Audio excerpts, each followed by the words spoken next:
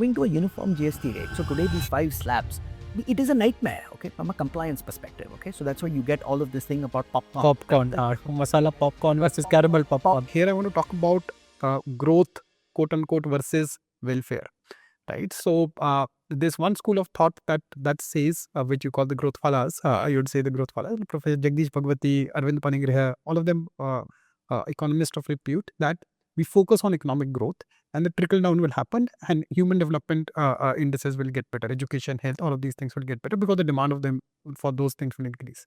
The other school of thought says that ultimately the goal is not necessarily just economic prosperity, but actually ease of living and kind of human development. And therefore, we should start by focusing on health, education, and so on. And that'll have a upstream effect where we'll see economic growth also happen.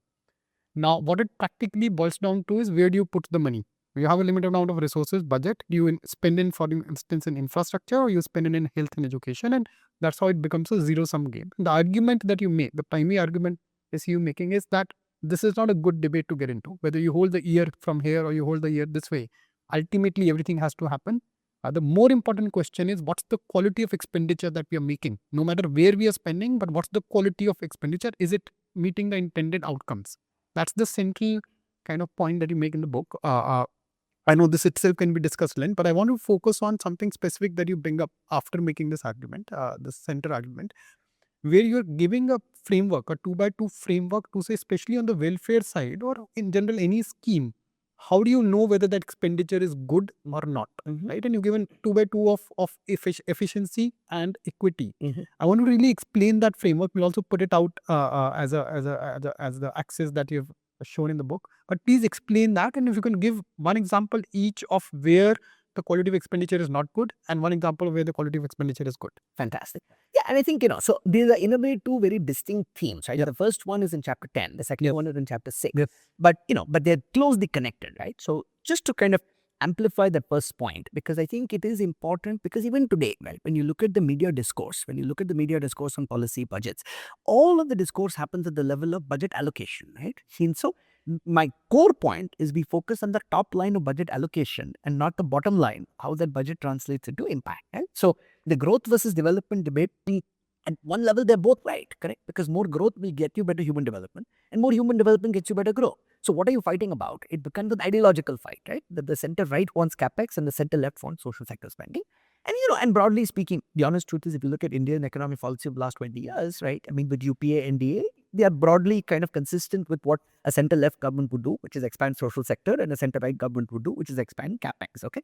So, which is very much, that is normal politics, okay? But my point is that how can you do better on everything? That this is still a distraction from the fact that the real elephant in the room is that the translation of spending into outcomes is so bad that if you manage to improve that, you can do more of everything, okay? So that's why the book is called Accelerating India's Development, right? So we're doing well. We're a solid B plus in many ways, right? I mean, in some cases, even an A minus. But how do you do better, okay?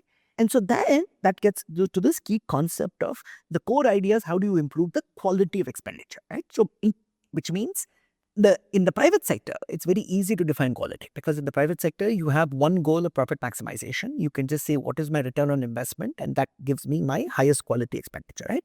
Now, in government, it is hard because they also have social obligations. You care about equity. You care about uplifting of the most marginalized, right? So what I propose is a very, very simple 2x2 framework, that you can take every major line item public expenditure and assess that from its impact on efficiency and impact on equity, okay?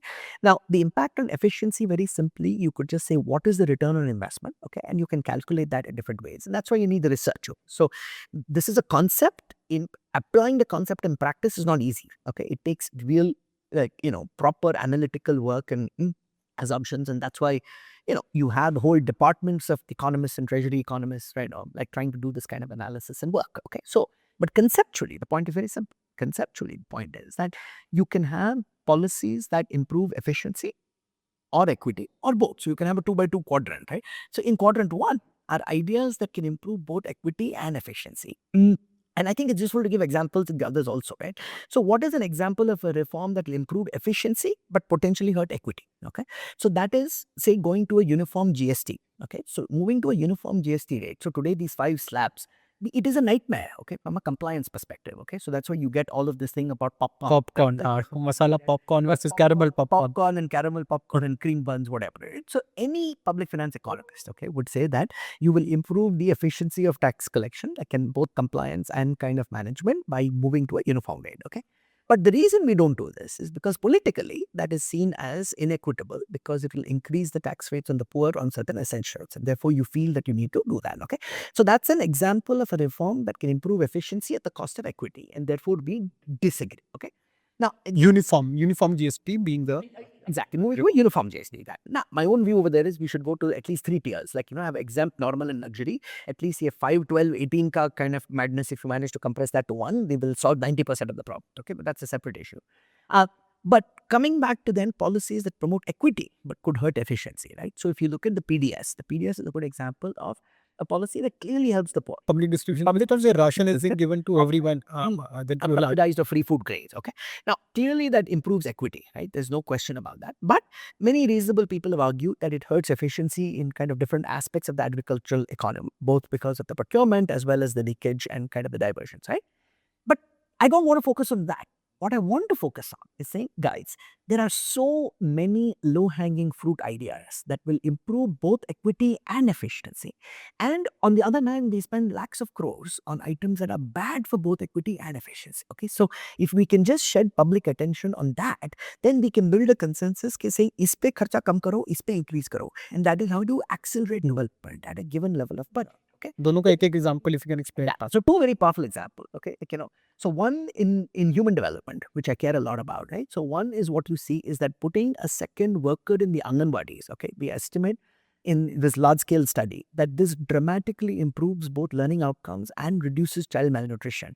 And we estimate, okay, based on the global estimates of the long-term returns, that this will give a return on investment of about 1,200 to 2,000%. Okay, so 12 to 20x ROI. Okay, so incredibly good for efficiency and fantastic for equity because it's the marginalized kids who benefit the most. Okay, but we are not doing it. Why? Because all of our money goes to unconditional salary increases of existing government employees, because that's a much stronger political lobby. Okay, so that's an example of money goes in areas like OPS, and we can talk about those things also. So basically, if you do unconditional salary hikes, that's a R4. That's an R4. R4, which is bad on equity, bad on bad on efficiency, because just to raise tax revenue for that, right? So there is a fiscal efficiency cost. Yeah. So there's a fiscal efficiency cost for that. So, but an R1 idea would be to use that same money, instead of just doing the unconditional salary increase, you hire more. Remember what I said about personnel. The key problem in personnel is we pay too much and don't have enough people. But again, if you look at kind of pay commissions and stuff that gets announced regularly about where the money increases go, they typically go to unconditional increases of existing workers rather than using that budget to hire more. Okay, so that's one example. A second powerful example comes from rural development and rural welfare more generally, right? Where if you think about a program like NREGA, right? So NREGA, what the research shows, is an incredibly effective program for both equity and efficiency, because it targets the most vulnerable landless laborers, right? So it's good for equity.